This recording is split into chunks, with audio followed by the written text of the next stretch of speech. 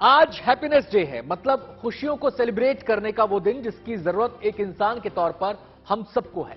लेकिन क्या ये इतना आसान है? दरअसल ये हम इसलिए कह रहे हैं क्योंकि जो आंकड़े आए हैं वो कुछ और कहानी बयां करते हैं। मसलन तलाक के मामलों में हाल फिलहाल में इजाफा हुआ है। शादी का तनाव अब लोगों की जान तक लेने लगा है। आंकड़े बताते हैं कि औरतों के मुकाबले शादी के बाद का तनाव पुरुषों की जान ज्यादा ले रहा है।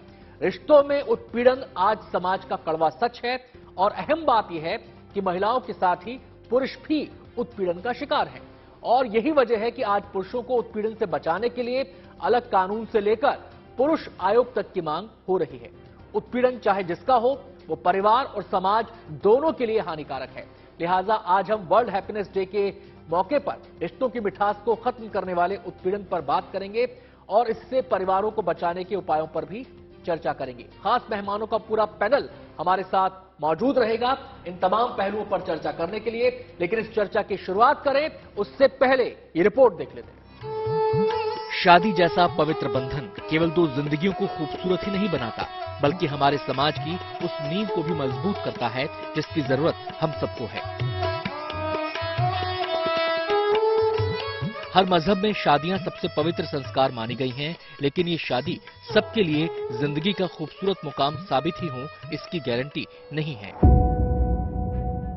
रिश्तों की उलझन, अहम के टकराव अक्सर रिश्तों को अदालत की दहलीज तक ले आते हैं और फिर शुरू होती है कानून की कसौटी पर रिश्तों की कशमकश।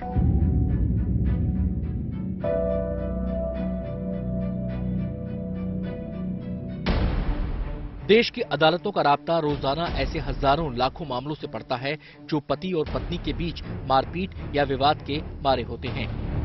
तमाम केस में पति को पत्नी से तलाक चाहिए होता है या फिर पत्नी को पति के साथ रहना गंवारा नहीं होता।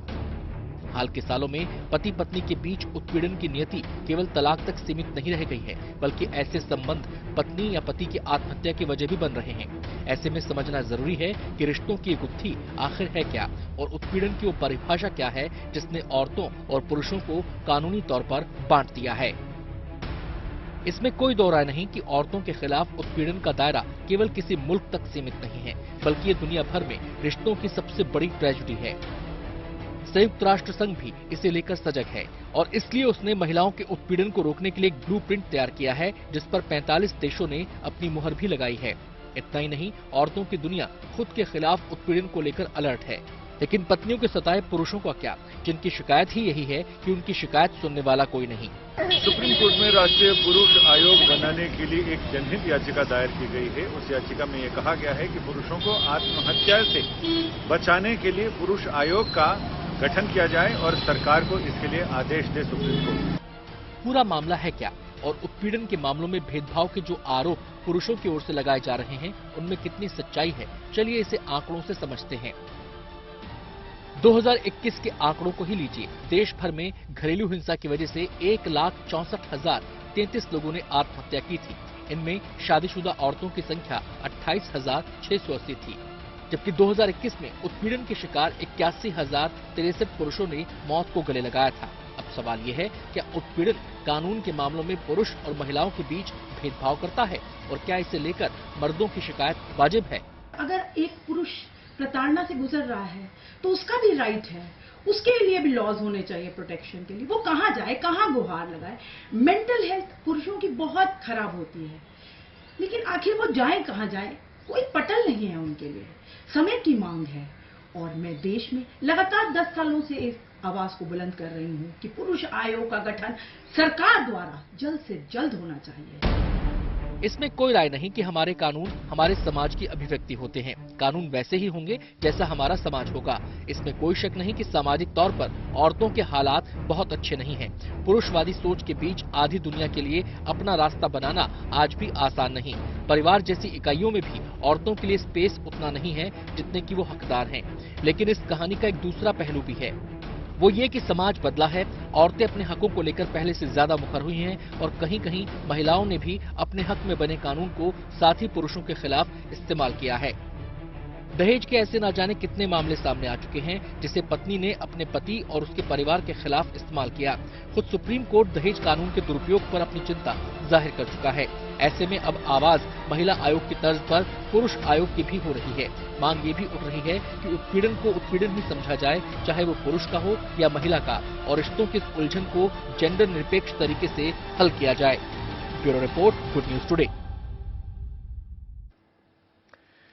तो इस मुद्दे के तमाम पहलुओं पर चर्चा करने के लिए खास मेहमानों का पैनल हमारे साथ मौजूद है और चर्चा की शुरुआत, जो पहला सवाल है मेरा सवाल यह है, क्या उत्पीड़न को जेंडर के दायरे में बांधना चाहिए? और चर्चा की शुरुआत मैं करना चाहूंगा बरखा त्रेहान जी से, जो कि पुरुषों के अधिकारों के लंबे समय से लड़ाई लड़ रही हैं। बरखा जी, क्या ये जेंडर बायस्ड होना चाहिए, जेंडर न्यूट्रल इसको होना चाहिए, किस नजरिए से इसको देखा जाए? आनंद जी, बिल्कुल आपने सही सवाल पूछा है। इसे जेंडर न्यूट्रल होना चाहिए। उत्पीड़न किसी के साथ भी हो सकता है, महिला के साथ, पुरुष के साथ, यहां तक कि ट्रांसजेंडर्स के साथ। तो समान कानून होने चाहिए, जबकि हमारे देश में सिर्फ महिलाओं के लिए कानून है। और इसी वजह से पुरुष कभी अपनी पीड़ा व्यक्त भी नहीं कर पाते। देखिए, सुसाइड का डेटा कैसे बढ़ता जा रहा है, 3 गुना पुरुष हर साल मर रहे हैं। वो कहां, कोई पटल नहीं है, वो तो वो अपनी बात नहीं रख सकते, लेकिन 3 गुना। मैं ये आंकड़े जो है बहुत भयावह हैं, और ये एनसीआरबी के आंकड़े हैं जो मैं आपको बता रही हूं। 3 गुना हस्बैंड सुसाइड हो रही है, लेकिन फिर भी we are in deep slumber. हम क्यों घोर निद्रा में बैठे हैं? It's already very late. जल्द से जल्द पुरुषों की भी कहीं सुनवाई होनी चाहिए, एक पटल होना चाहिए, पुरुष आयोग बनना चाहिए। जब सरकार से ये लगातार मांग 10 सालों तक करी और उन्होंने नहीं बनाया, तो बीते 4 वर्ष पहले मैंने एक पुरुष आयोग का गठन किया, जिसमें मुझे हजारों। बरखा जी, लौटेंगे उस पर भी लौटेंगे कि आपको क्या शिकायतें मिल रही हैं, किस किस्म की शिकायतें मिल रही हैं, क्या कहना है पुरुषों का जो आपके संपर्क में आते हैं, उनकी क्या डिमांड्स होती हैं, उसको भी समझेंगे। लेकिन एक शुरुआती कॉमेंट मैं सभी मेहमानों से यहां पर लेना चाहता हूं। मैं तानवी जी का यहां पर रुख करना चाहूंगा। तानवी जी, जो हमारा पहला सवाल है वो यही है, क्या उत्पीड़न लिंग भेद के दायरों से परे होना चाहिए? उत्पीड़न मतलब उत्पीड़न, चाहे वो महिला का हो, पुरुष का हो, किसी का भी। देखिए, जेंडर न्यूट्रल लॉज को मैं फुल्ली सपोर्ट करती हूँ, क्योंकि जैसे कि बरखा जी ने कहा कि रेप लॉज जो है उनको जेंडर न्यूट्रल बनाना बहुत जरूरी है। लेकिन हमें ध्यान रखना पड़ता है कि जब हम लॉज बनाते हैं, क्योंकि मैं एक लॉ प्रोफेसर हूं, तो इसलिए मैं आपको ये बात, मैं इसके ऊपर थोड़ा सा जोर देना चाहूंगी कि सोशल लॉजिकल फैक्टर्स होते हैं, उनको एनालाइज किया जाता है, जिनके बेसिस के ऊपर लॉ बनाया जाता है। आइडेंटिफाई किया जाता है कि रियल विक्टिम्स कौन है। अगर मैं डाउरी प्रोहिबिशन एक्ट की बात करूं, तो क्या औरतें, जब डाउरी की जब बात आती है तो वहां पे डाउरी डेथ्स औरतों की होती है, तो इसीलिए 498A को बनाया गया, डोमेस्टिक वायलेंस लॉज बनाए गए, को जो है किया जाए। तो उन चीजों को ध्यान में रखना होगा कि एक्चुअल में विक्टिम कौन है, और विक्टिम बेस्ड लॉ को बनाने की जरूरत है। जहां पे जेंडर न्यूट्रलिटी की जरूरत है, वहां पे जेंडर न्यूट्रलिटी होनी चाहिए। जो क्राइम्स सिर्फ औरतों के वहां पे उनके लिए जो लॉज है वो बरकरार रहने चाहिए। इनफैक्ट उनको और ज्यादा स्ट्रेंथन करने की जरूरत है। जी, तानवी जी, आपके पास लौटूंगा। आपने दहेज उत्पीड़न का मसला यहां पे खास तौर से उठाया, उसका जिक्र यहां पे किया, उसका एग्जांपल यहां पे आपने दिया, उस पर मैं आपसे प्रतिक्रिया लूंगा, क्योंकि उसी कानून को लेकर सुप्रीम कोर्ट की भी कई एडवर्स टिप्पणियां भी हैं कि इस कानून का बेजा इस्तेमाल भी हो रहा है। ये कोर्ट ने कहा, ये कोई और नहीं कह रहा है, खुद कोर्ट कहता है, वो भी देश की सर्वोच्च अदालत कहती है। डॉक्टर जयंती का मैं यहां पर रुख करना चाहूंगा। डॉक्टर जयंती, जो हमारा पहला सवाल है, उत्पीड़न एक साइकोलॉजी के नजरिए से इसको देखा जाए तो क्या सोच इसके पीछे काम करती है, और क्या ये केवल ये मान के चला जाए कि एक वर्ग तक ही सीमित है, एक वर्ग ही दूसरे वर्ग का करता है, या पुरुष ही महिलाओं का करते हैं, वर्ग से वाइस वर्सा है? देखिए, ये उत्पीड़न कोई जेंडर बेस्ड हकीकत नहीं है, क्योंकि मेरे पास केसेस आते हैं। आजकल इतने तादाद में केसेस बढ़ गए हैं, जबकि एक औरत सोचती है ये उसका हक है, वो कुछ भी कर गुजर सकती है। आप ये मान के चलिए, कोई भी रिश्ता इस तरह से पनप नहीं सकता, खास करके अगर मैरिज की रिश्ते की बात करें हम। और आप देखिए, जो हमारे कानून है वो, अगर आप एक वर्ग को प्रोटेक्शन देते भी हैं, बच्चों का क्या हाल होता है। जो केसेस मेरे पास आ रहे हैं, वहां पे औरत को जो है वो प्रोटेक्शन मिल जाता है, फ्री में लॉयर मिल जाता है, मर्द कहाँ जाए।